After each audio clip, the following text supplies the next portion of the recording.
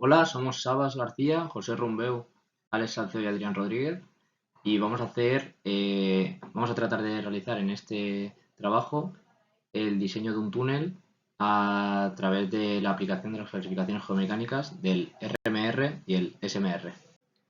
Los distintos puntos que vamos a tratar en el trabajo va a ser, en el punto 1, haremos una breve descripción de el macizo rocoso el cual vamos a tratar en el trabajo. En el segundo punto utilizaremos el programa Stereo 32 para representar las discontinuidades de nuestro macizo rocoso. En el tercer punto obtendremos los distintos factores del RMR para obtener al final el RMR básico con los datos que obtuvimos en el campo. En el punto 4 utilizaremos el factor 6 que sumado con el RMR básico nos dará el RMR final para el diseño de nuestro túnel. En el punto 5 obtendremos los distintos factores a través de los datos otra vez obtenidos en el campo para calcular el SMR y así con esos factores sacaremos el SMR final para el diseño. Y en el punto 7 y último calcularemos el SMR a través del programa SMR Tool. El túnel que vamos a diseñar está localizado en Villafranqueza y su formación rocosa está conformada por gravas conglomeradas, arcillas, limos y biomicritas nodulosas blancas grisáceas con bancos centimétricos. Las características geomecánicas son homogéneas, presenta leves marcas de meteorización, subconjuntos de rocas formando sistemas sinclinales en zona superior y sin presencia de flujo hídrico, es decir, que está seco. Para hacer más hincapié en nuestra zona de estudio y poder ver bien dónde se encuentra, aquí tenemos las coordenadas buscadas en el Google Maps y aquí una representación cartográfica de la zona donde se encuentra el túnel, el cual vamos a diseñar. Aquí vemos una imagen real a pie de campo donde estuvimos realizando la práctica de campo y obteniendo los diferentes datos para el estudio del túnel, el cual comenzará por esta zona de aquí, irá atravesando todo esto y terminará por aquí. En esta diapositiva encontramos los distintos valores que obtuvimos a pie de campo de nuestro sustrato. La litología es una amargo caliza-caliza, la coloración es blanco amarillento claro, el tipo de grano es inferior a 1 milímetro, el nivel de alteración es de tipo 2 débilmente meteorizada y la dureza 3/4 de calcita. La resistencia a compresión simple la obtuvimos a través del esclerómetro de Smith, en el cual cogimos todos estos valores y consideramos que lo mejor era coger los 5 valores máximos y hacer una media entre ellos, obteniendo un valor de 51,40. Entonces después de eso lo introducimos en este gráfico y obtenemos el valor de la compresión uniaxial que se encuentra entre 180 más menos 80 megapascales. En el macizo rocoso que vamos a estudiar, nosotros consideramos que había ubicada en ella 3 familias distintas. En la primera familia cogimos diferentes datos de direcciones rumbos, buzamiento y direcciones de buzamiento, todas de la misma familia, pero distintos trozos. Después, el espaciado que encontramos entre las familias, o sea, la misma familia entre cada uno de sus sustratos, la rugosidad, la continuidad, la apertura y el relleno. Aquí tenemos la segunda familia con diferentes direcciones, buzamiento y dirección de buzamiento y sus espaciados, rugosidad, continuidad, apertura y relleno. Y la tercera y última familia, su dirección, buzamiento y dirección de buzamiento, espaciado, rugosidad, continuidad, apertura y relleno. Y todos estos datos nos servirán para sacar los factores que antes he mencionado. Con el programa Stereo 32 haremos una representación estereográfica de las 3 familias de discontinuidades que hemos obtenido en campo. En campo obtuvimos datos de dirección y rumbo y buzamiento de cada familia. Con dirección rumbo añadiremos más o menos 90 grados e introduciremos en la columna donde dice azimut. Y con buzamiento la introduciremos en la columna donde dice dip. A cada familia añadiremos una marca distinta para poder diferenciarlas en las gráficas. También le diremos al programa que nos haga 3 clústeres o que nos diferencie 3 clústeres. Clúster quiere decir 3 orientaciones principales principales para cada familia y también le añadiremos una marca para poder verla claramente en el gráfico. La representación estereográfica representa el espacio planos e intersecciones de planos o rectas en la mitad de una esfera. Ello simplifica un problema de 3 dimensiones a 2 dimensiones. Cuando tenemos un cruzamiento prácticamente horizontal o de 10 o 20 grados, las marcas estarán más cerca del perímetro de la esfera. Sin embargo, cuando tenemos un cruzamiento prácticamente vertical o de 90 grados perpendicular, las marcas irán en el eje de la esfera y serán prácticamente una línea que irá de norte a sur. Con las diferentes marcas de distintas tipologías podemos diferenciar las familias de discontinuidades y los 3 clústeres que son las direcciones principales de las 3 familias distintas. A la derecha podemos ver el gráfico de la densidad proyectada. Este segundo punto se corresponde con el cálculo del índice RMR. Para ello, primero debemos obtener el RMR básico, que se compone de los siguientes 5 factores. F1, resistencia a la roca matriz. F2 es el RQD en porcentaje. F3, el espaciado. F4, el estado y las discontinuidades. Y F5, la presencia de agua en el terreno. Para el primer factor, hemos calculado la resistencia a compresión simple mediante la ayuda del ensayo del martillo Smith. Hemos realizado la media de los 5 valores máximos que les corresponden a cada familia y hemos obtenido un valor de F1 igual a 12 para las 3 familias. A continuación, sacamos el factor F2. Como hemos dicho anteriormente, es el RQD en porcentaje. La expresión del RQD es la siguiente: 100 por E elevado a menos 0,1 por lambda por 0,1 lambda más 1. Este lambda se obtiene de la siguiente expresión: lambda es igual a 1 partido el espacio medio de las discontinuidades. Por lo que hemos realizado una tabla en la que hemos obtenido el espacio medio de cada familia y en consecuencia el RQD en porcentaje. Y a su vez tenemos así la valoración de F2, que para la familia 1 es 17, la familia 2 13 y la familia 3 20. Para el factor F3 solamente dependemos del espacio medio en metros, por lo que obtenemos una valoración de F3 para las familias 1 y 2 igual a 8. Y para la familia 3 tenemos un F3 igual a 10. El factor F4 se basa en el estado de las discontinuidades, que se caracterizan por su rugosidad, la abertura, la dureza de sus bordes y la presencia o no de relleno.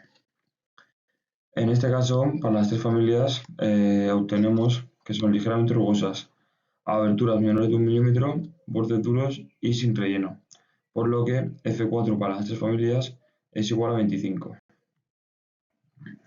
Como hemos mencionado anteriormente, el factor F5 se basa en la presencia de agua y en este caso las 3 familias coinciden en la clasificación tipo seco, por lo que obtenemos una valoración de F5 igual a 15 para las 3 familias.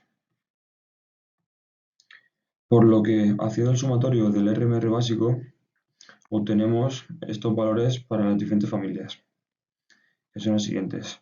La familia 1 obtenemos un RMR básico de 77, la familia 2 de 73 y la familia 3 de 82. Para la obtención del RMR corregido hace falta aplicarle al RMR básico un factor de corrección F6. Este factor consiste en los distintos planos de las discontinuidades según se encuentren con la dirección del eje del túnel. Si se encuentran en dirección perpendicular al eje del túnel, si se encuentran en dirección paralela al eje del túnel o si se encuentran en cualquier dirección al eje del túnel.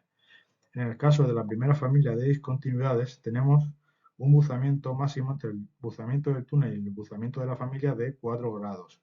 Como se encuentra en cualquier dirección, obtenemos un valor de menos 10. En la segunda familia de discontinuidades obtenemos un ángulo de buzamiento entre el buzamiento del túnel y el buzamiento de la familia de 22 grados. Como se encuentra en dirección paralela al eje del túnel, obtenemos un valor de menos 5 aceptable. En la tercera familia, como obtenemos un valor de buzamiento del túnel y el buzamiento de la familia de 30 grados, y como nos encontramos en dirección perpendicular al eje del túnel, obtenemos un valor en el sentido de avance con buzamiento de -2 favorable y en el sentido de avance contra buzamiento de -10 desfavorable. Con la suma de todos los factores f de cada discontinuidad obtenidos anteriormente, obtenemos el RMR básico de cada familia. Con la corrección del factor F6 obtenemos al fin el RMR corregido de cada una de ellas. Con el valor menor, en este caso 77, es el que tendremos en cuenta para elegir el tipo de sostenimiento de nuestro túnel. Con el dato menor del RMR corregido de las tres familias de discontinuidades obtenemos un valor de 67, que ello conlleva una calificación de clase 2 buena. Ello puede tener un sostenimiento de bulones localmente en clave de longitud 3 metros espaciados a 2,5 metros y con mallazo ocasional. También se podría poner hormigón proyectado de 50 milímetros en clave donde sea necesario, y en este caso cerchas metálicas no es recomendable. En el punto 5 se explicará el cálculo del índice SMR, el cual representa una mejora significativa de la clasificación de Winaski, y viene dado por la fórmula que se presenta, que es el RMR básico más el factor 1 por el factor 2 por el factor 3 más el factor 4. Y en la tabla que se presenta aquí se observan los valores de cada factor dependiendo del tipo de rotura. En la diapositiva actual se muestran los datos generales de dirección y buzamiento para cada discontinuidad, así como el RMR obtenido anteriormente. También se distingue entre la entrada y la salida del túnel. El factor F1 es una medida del paralelismo entre la dirección de las discontinuidades y del talud. En las siguientes tablas se muestra el valor del factor F1 para el talud, para la salida y para la entrada. El factor F2 hace referencia a la medida del buzamiento de las discontinuidades. En el caso de la rotura plana, al tener todas un buzamiento mayor a 45 grados, toma un valor de 1. En el caso de la rotura por vuelco, se adopta directamente el valor de 1 para todas las discontinuidades. En el caso del factor F3 se depende de la medida de la relación entre los buzamientos de la discontinuidad y del talud. En el caso de la rotura plana se obtiene restándole al buzamiento de la discontinuidad el buzamiento del talud, el beta sub S. En el caso de la rotura por vuelco se hace sumando estos buzamientos. Y se han obtenido para la rotura plana un valor de -50 para la familia 1, de -60 para la familia 2 y de -60 también para la 3. Y en el caso de la rotura por vuelco se ha obtenido un valor de -25 para todas las familias en el talud de salida.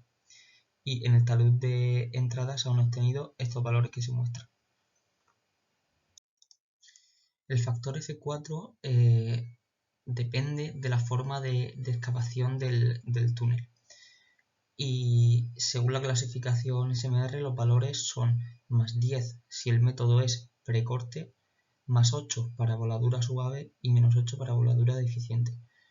Según se indica en el enunciado, al ser el procedimiento una voladura considerada suave, tanto en el talud como en la salida noroeste como en la entrada sureste se adopta un valor de 8 para ambas.